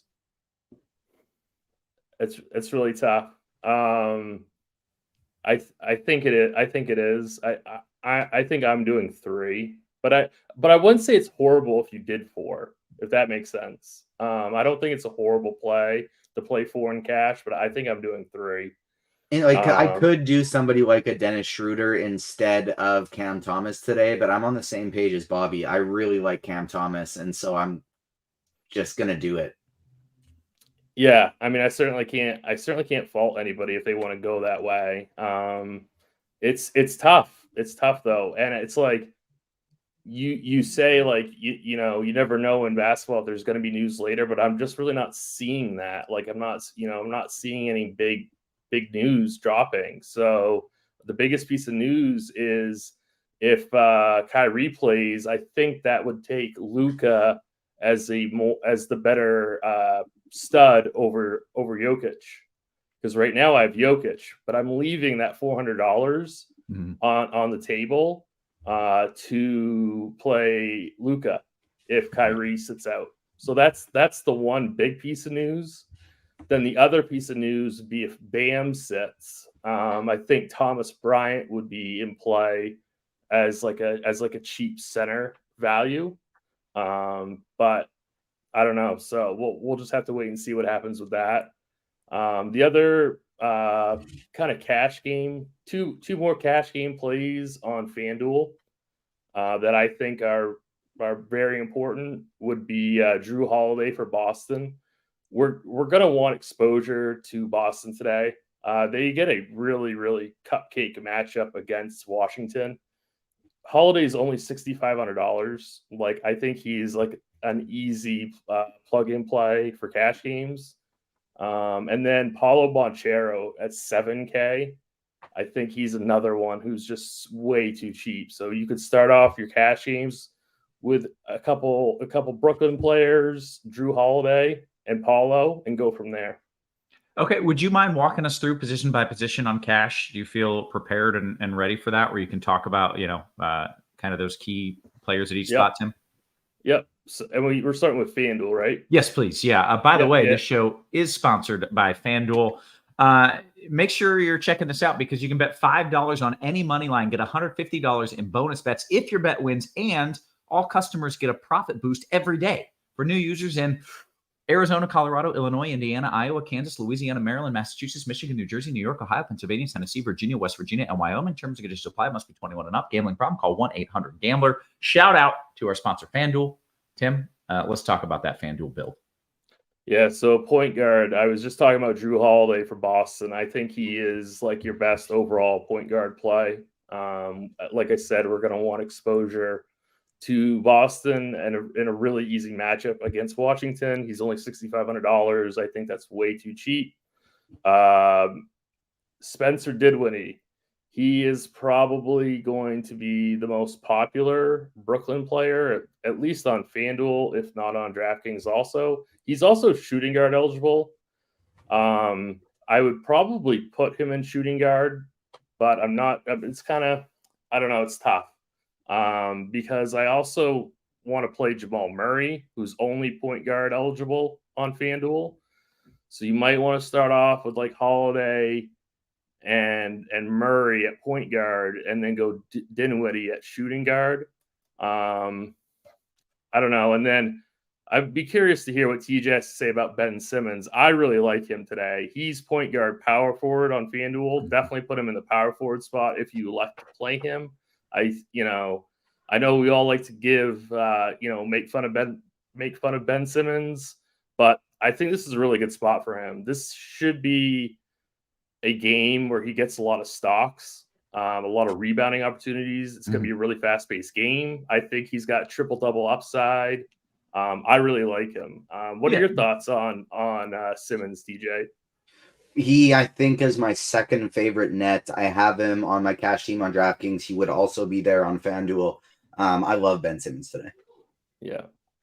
I'll round it out in full agreement. These kinds of games for him where he can just stuff the stat sheet and he doesn't need to score a ton of points and he can get some easy dunks. Like it's perfect. Against the team that allows like more easy dunks than any other team in basketball over the last year.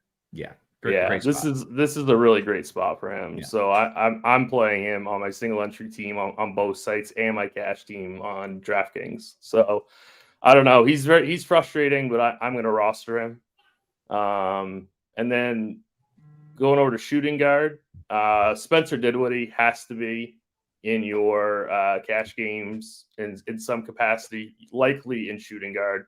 Jalen Williams would be my next favorite shooting guard. I think, I don't know, maybe you should play him at small forward, but either way, he should be in your cash game build. I really like Zach LaVine today. Probably not quite a cash game play. And I also really like Kobe White. His minutes are volatile, and that at least White's minutes are volatile, but I think that he's cheap enough that he could really pay off that price tag. So if you wanted to play like Williams at small forward and maybe play Kobe White at shooting guard, I think that would be okay. And I think LaVine is a fringe cash game play. I definitely love him for tournaments.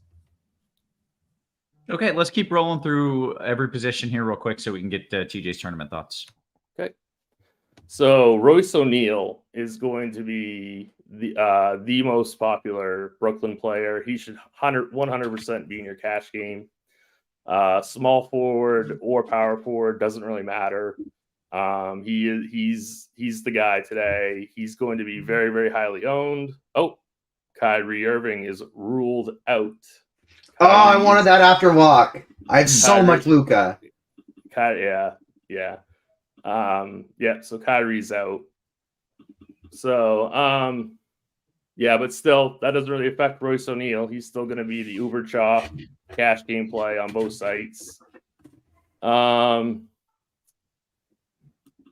other small forward position, I guess, would be Jalen Williams. Our projections absolutely love Brandon Ingram. I have absolutely no reason to disagree with them. I'm not getting to him personally just because he's at a weird price point. I'm going down to Paulo Banchero, which our projections love also. I'm saving the $900 over Ingram. But, I mean, Ingram's really popping off in projections. So he's going to show up in optimals, and I'm certainly not telling you not to play him. DeMar DeRozan, same kind of idea. Just a little bit too expensive, but I think if you have the money, he's viable. Same thing with Zach LaVine. I think he's a viable choice as well. Going to power forward, if you're not playing Royce O'Neal at small forward, you're playing him at power forward, 100%. Bam is now out, so both of those guys are out now. TJ, is Thomas Bryant just center eligible on FanDuel? On FanDuel, let's see.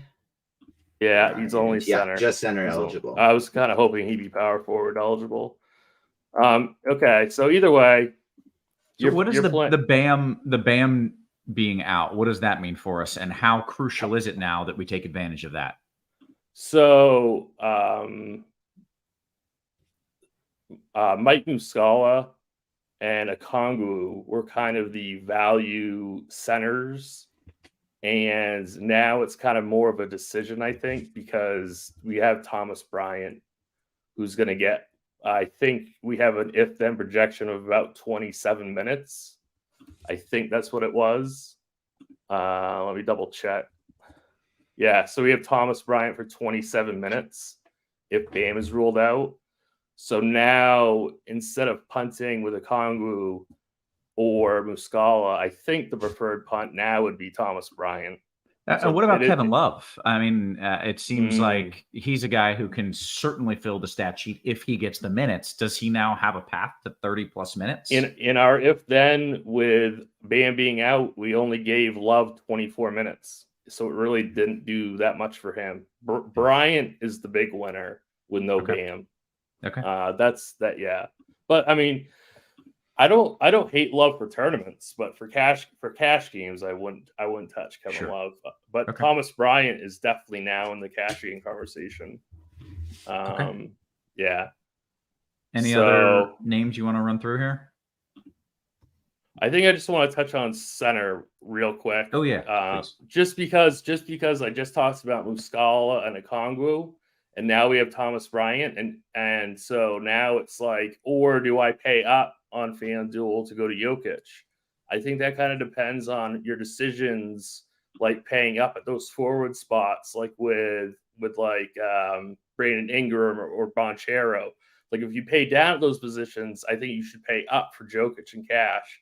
If you didn't, then you're going to need to save with possibly a Thomas Bryant or a Okongwu. So I think those would be your cash game center choices. Very good. Okay, TJ, we got to get some tournament takes. Kenneth in the chat says, hey, this show isn't long. I think that's what he's saying. The show isn't long, which I think means like get on it, get on your ponies and move through it. TJ, what are your thoughts here in tournaments? And first, I want to hear you react to the Kyrie being out and to the Miami situation as well. Kyrie being out, I expected, and I was heavily overweight on Luka, and so I was very much hoping we would get that after lock because I do love Luka today. He's my number one priority on the slates. He's my highest owned spend up by far, and so I was disappointed that we got that before lock, but that's what I thought was going to happen. Luka's my favorite spend up, and I'm trying to get him on as many lineups as possible. The Miami one, I'm having a little bit more trouble with. I do have some fears that we're maybe overrating Bryant a bit and underrating Kevin Love a bit. And if that's the case, then I'd want to bump him up in tournaments. But I really loved my cash lineup I don't, other than Muscala. And so now I'm going to think I'm probably going to have to change it to have Bryant. But kind of just wishing this was a tournament single entry lineup that I had more so than a cash lineup, because I like the idea of just sticking Kevin Love, fading Royce O'Neal in that spot, and then fading and then keeping the rest of the lineup that I have. So that's kind of where I'm at there. In terms of some tournament pivots off of our favorite plays on the slates, at the guard position today, a couple guys, I agree with a lot of the things Tim said. Like our priorities are, to me, Luka, the Nets, and then also the Bulls. The Bulls, because they're playing Indiana. The Bulls are one of the slowest paced teams in the league. The Indiana is the fastest by far. And so this is like as big of a possible pace up spot as you could get. And so I want to get to as many Bulls as possible. Kobe White, Zach LaVine, DeMar DeRozan, and then Vucevic at the center position I like as well. For a FanDuel specific play, the other guy I want to mention would be Jamal Murray. I'm not getting to him on DraftKings, but I do like him on FanDuel, where he is only $7,400. I'm fading Drew Holiday in tournaments due to his high ownership. I think he's a totally fine play, but that is some egregious ownership for a slate this big. And so I think he is the very best tournament fade on the slate. And then moving on to the forward position on FanDuel, I really like Cam Thomas as one of my favorite Nets today. He's going to be very low owned on FanDuel due to his high price tag. I still think you can play him there in tournaments. A lot of the same guys Tim mentioned, though. The small forward position, I will be kind of eating a fair amount of chalk, but I don't mind Dorian Finney-Smith. Your guy Roth is a value play and maybe a pivot off of the much higher owned Royce O'Neal. That's another guy I think you just go with a full fade of in tournaments because he's picking up such wildly high ownership today. And you can pivot to maybe a guy like Chris Boucher at the power forward position to get some value because there's no Precious Achiuwa today. I really like Boucher as a tournament value piece. Go with him instead of Royce O'Neal. The rest of your lineup can stay chalky and you're fine. I also love Kevin Love at this power forward position quite a bit. And then at center, I honestly don't know how crazy of ownership we're going to see to a guy like Thomas Bryant with this news breaking so late, and Mike Muscala is super cheap as well. So I think both of them are reasonable there. Bryant is popping off the charts on both DK and FanDuel. Now that we've updated. Yep. One other play I wanted to put, this is what I thought was going to happen, and it did happen. So the Wizards are starting Koulibaly at small forward today. I think he is a phenomenal tournament value. Rookie, long. He's the one who's starting in place of Gafford, and they just bumped everybody up a position. Kuzma's starting at center. And so Koulibaly, I think, makes a phenomenal tournament cheap value play today. Okay, I'm sorry. I don't know who the hell that is. Can we Coulibaly. He's 4K. That's his on last. both. Okay, I thought that was two names. Koulibaly. Okay, Koulibaly. Yeah, this guy. So he was. I think this is one of the very best tournament plays on the slate. Played 23 minutes in the first game, only 14 in the second. He's starting at quote unquote small forward today, but I think he's gonna get a bunch of steals, bunch of blocks, and he's one of my favorite tournament plays on the slate. Gotcha. Okay, I had a few more questions here with some of the injury news. A few people asked about Jovic for Miami. Is he starting? If not, I don't want to play him.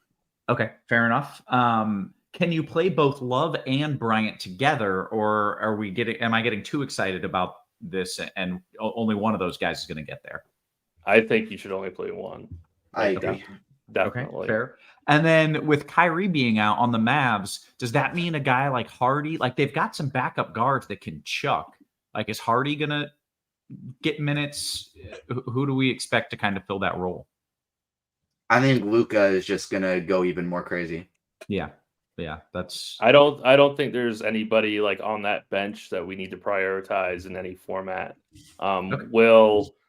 Obviously some of those guys will get some extra run, but this is only like a 2-point spread. So it's not like this is going to be a blowout. So I think Luka will play a ton of minutes and has no Kyrie to share the court with now. So yeah.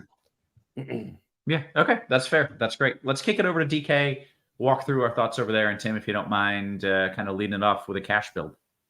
Sure. Yeah. So it's very, very similar to FanDuel, like very similar. Spencer Dinwiddie, Drew Holiday, Cam Thomas, Dennis Schroeder. They're all point guard, shooting guard eligible. So you can interchange those four in any way.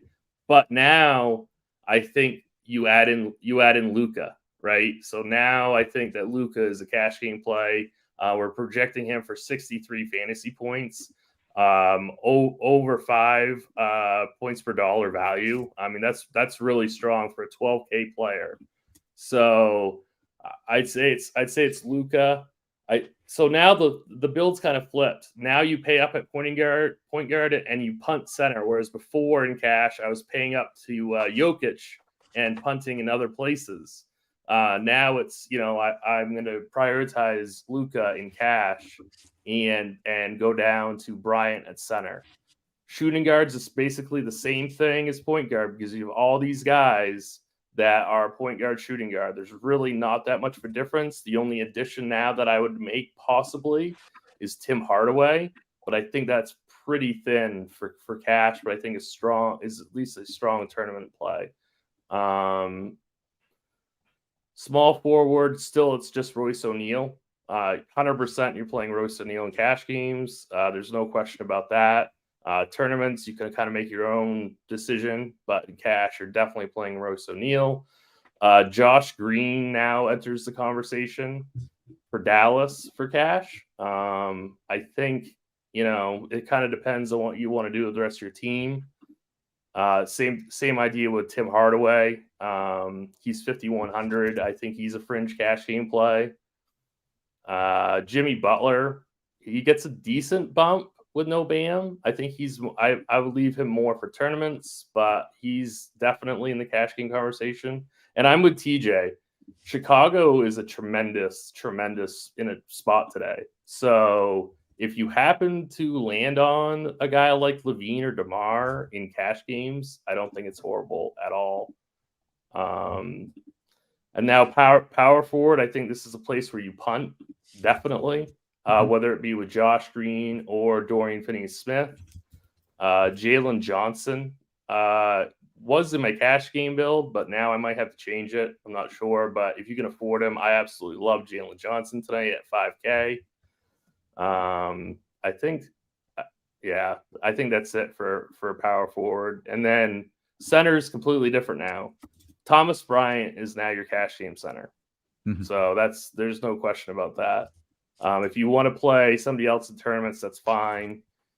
He's obviously a little bit of a shaky player, but for 27, 28 minutes at 4K, he's definitely the cash game guy on DK.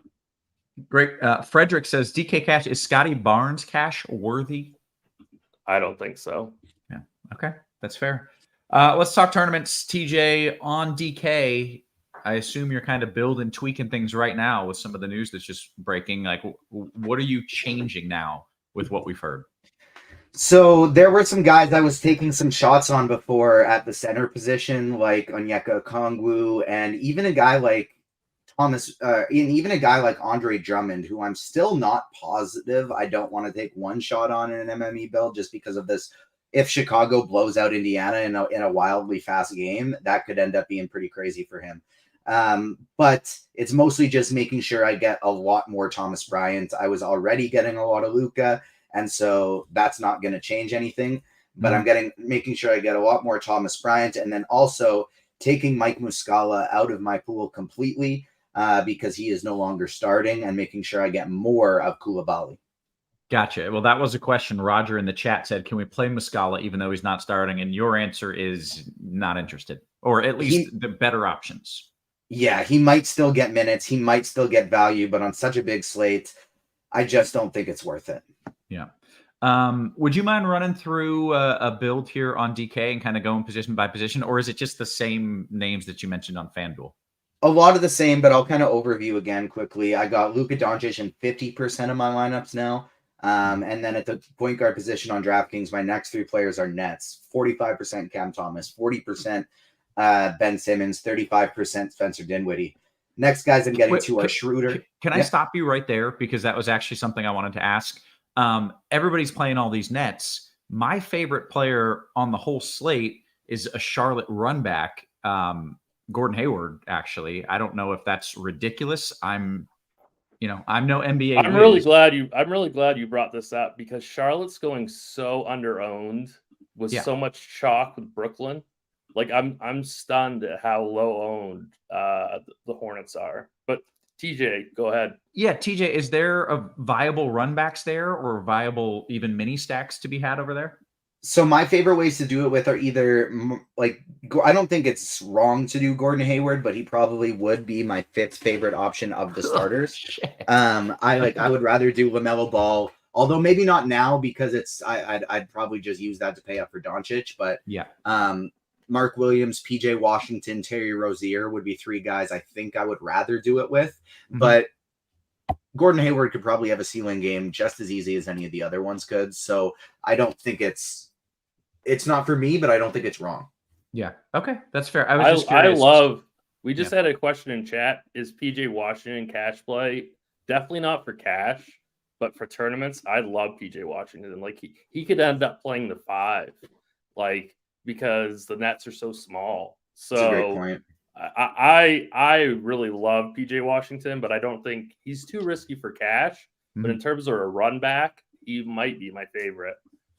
Great. Okay. Very nice. TJ, I kind of cut you off there as you were going through maybe some guards if you want to get back on it.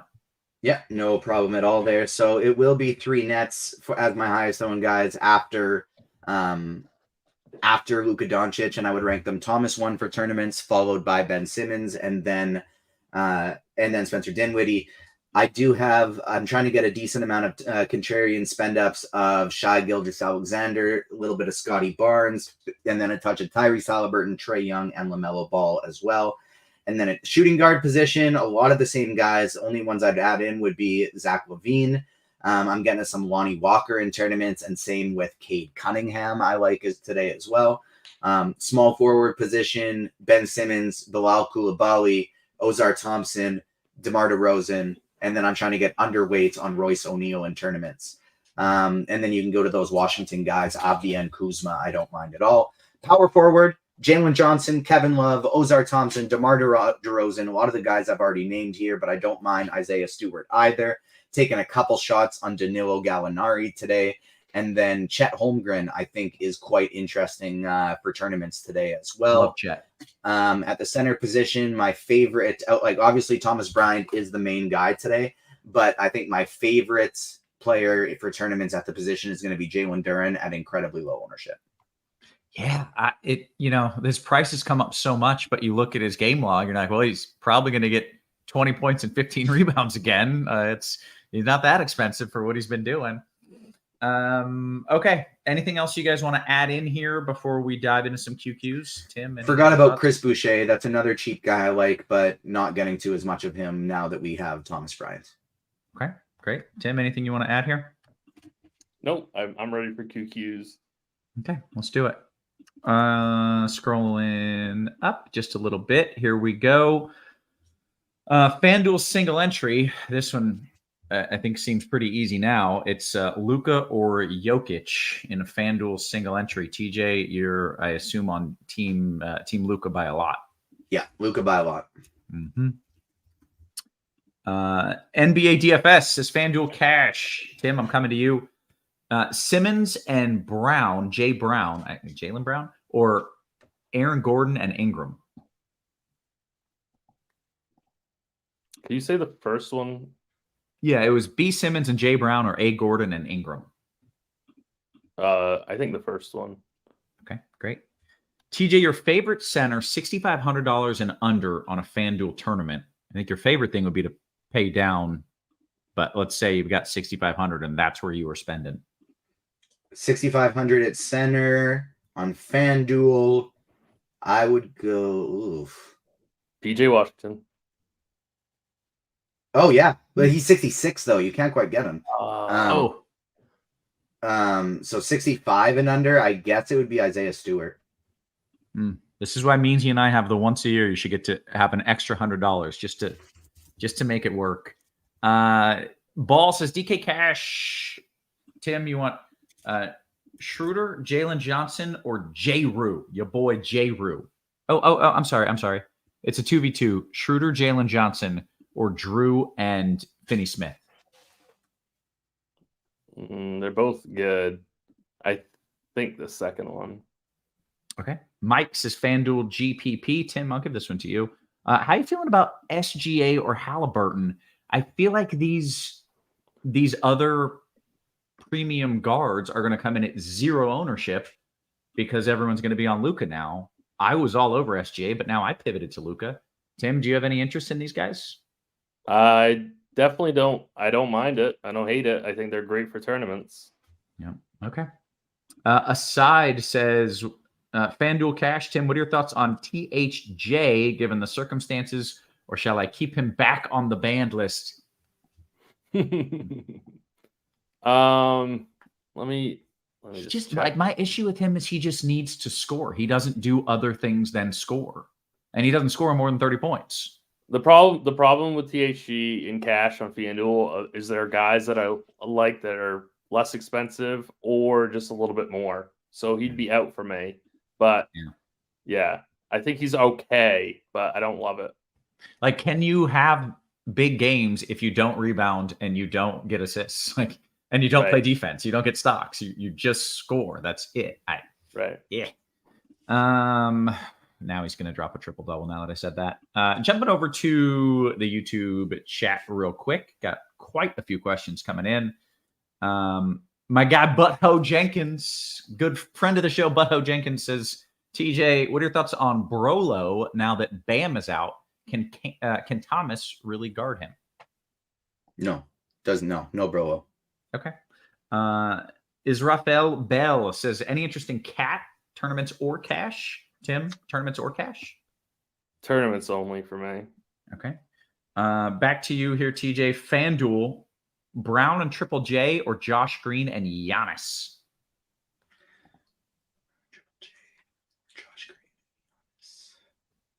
I guess the first. Dante says, any Zaire Williams in a DK GPP? TJ, I landed on him early. I think I ended up pivoting, but you got any Zaire Williams? Yeah, I don't mind that at all. DK Cash, Tim, over to you from Green Bay. Osser and Ingram or Drew and Ben Simmons? Those are both strong. I prefer the second one. Okay. Levine or Scotty, Tim? Levine for me. Javon Town says, TJ, any interest in Ant? Again, we're talking like those second tier premium guards. You got any Ant in your lineups? I have him in one lineup that also has Trae Young. Same with How Cat. many- I have Cat in one. I'm running 20. I have Cat in one, and I have Edwards in one, and then Young in two, with each paired with each of them. Perfect. Okay, great. 52.50 remaining for the final two cash pieces. Tim, who do I play? My tournament lineups are in and good. Now I got to handle my cash. How much do you have? 5,250 remaining for last two positions. Oh, you said that weird. All right. So Sorry. bat times You two. already have Brian in. Yeah. So you need a forward and a util. I guess I'll go Royce because I'll put him in cash. Well, even though if you're playing cash, then you need to play Royce. So I'm Yeah. glad you mentioned that. I did get a question. Jeff says, O'Neal not starting. Is he still a must play? Yeah, it doesn't matter. In cash, Yeah, he wasn't expected to. He wasn't expecting to start. Okay. Now I got 6,200 for my last piece. Should I put PJ Washington in as a run back, or should I go Schroeder? Washington. Well, Washington. If it's cash, then I'd go Schroeder. But if you're playing that in a single entry, It's in then both, Tim. It's in both. all right. Then I guess maybe take a shot on Washington. Yes. I think I wanna I do can't it. believe how low owned Charlotte is. We got to have Yeah, some do it. run backs, man. Yeah, gonna do it. Yeah, Yep. you do. I love it. I approve. You're right. It doesn't matter for cash, but it's about 70% of the entry fees are cash and about 30% are single entry tournaments. Yeah, but you can only double your money in cash, and you can win a whole lot more in that 30%. You can win a whole lot more with that 30% of your entries. All right, let's see. Flying Armbar says, on FanDuel, Tim, you want Conchar and Zaire Williams or Royce O'Neal? So maybe just pick one of those three guys. Depends on the format. I've got no issue with Zaire in tournaments, but if you're playing cash, it better be Royce. Okay. TJ, this is a good question. DKGPP, do I play DFS over Royce O'Neal, or are these both shitty guys for GPPs? Because do either of them have ceiling? I don't know. The thing is they're so cheap that while they don't have a crazy high ceiling, it might only be 30, 32 points. That's And that's still enough. incredible for their price. Yeah. Mhm. So I do think DFS is a perfectly fine pivot. If you want to get something lower owned, I would go Koulibaly, but just know he doesn't have as good of a chance at reaching as those two do. Okay, great. Beantown coming with a little sports betting question here. He says, with Gafford out, is there a wizard over 6'7" to cover Zinger? Well, we No. heard It'll be Kuzma, so Yeah, we heard Dean's hot take. Porzingis scores over 30 points in this Yeah. game. So I mean, do you have to be tall to cover Porzingis? Does tall even help? He's just going to bomb threes on you, over you anyways. But yeah, I love Zinger. I approve. DK large field TJ, should we look at Jokic a bit more with everybody paying down for Bryant and in theory everybody paying up for Luka as their star? yeah, I think it makes Jokic an even better GPP play. I do still have a lot more Luka though. Yep, that's fair. Luka, even with Kyrie, has just been like one of the best fantasy producers we've seen through the first couple games. So I'm just going to keep trying to ride it till he stops. Sure, that's fair. DK Cash, Tim, is 3 nets fine? Not only is it fine, you endorsed it at the start of the show. I do. Yeah, believe. that's what I'm doing is 3. Yep. You could do 4. Yep. DK Cash, Tim, right back to you. He says Chowder, but I think he means Schroeder or Cam Thomas. Parentheses. I've already got Simmons, Royce, and Dinwiddie. Yeah, I'm glad he added that last part to it. That's really close. I think I might go Schroeder in that case. Okay. Sean says Roth, Rangers or D-backs, who you got? Rangers are going to win tonight. It's the Rangers. It's not.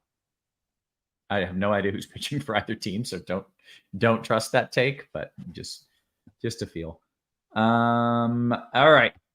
Few more QQs. Robbie says Luka is a walking injury waiting to happen. First off, how dare you even put that out there in the universe? Second, he's not very injury prone, right? I mean, he can log the minutes and get things done. Any interest in AD as a late night hammer? TJ? No. I do. Nice. Okay. Brian says, TJ, will Powell get a ton of run for Dallas versus Memphis? I doubt it. Okay. He never played that many minutes. He wasn't somewhere I considered playing. All right. Coming up on We here. have Powell projected for 13 minutes. Oh, yeah. Is it Norm Powell? What? No, Dwight. Oh, Dwight Powell. Dwight Powell has never gotten a ton of run. It's never happened. And since he blew out his ACL or whatever happened to him, he's never gotten a lot of run. I think it's really Josh Green and maybe Grant Williams that are the biggest benefits in terms of minutes, but that doesn't mean that they're great DFS plays. Right. Josh Green is okay, but we have locked, and I changed that team to Schroeder instead of Washington for the cash teams, and got every single tournament except for a $5 single entry with PJ Washington. Nice. I approve of this. I actually did want to talk about this question real fast here. Where is it? Should we take a shot on Christian Wood, if AD sits tonight? There's speculation that they played last night. I think maybe they went to OT or they played a shitload of minutes.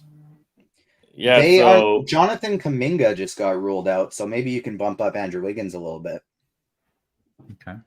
I'm still probably not going to get to him, but yeah, in terms of that Lakers stuff, I really thought LeBron was going to sit.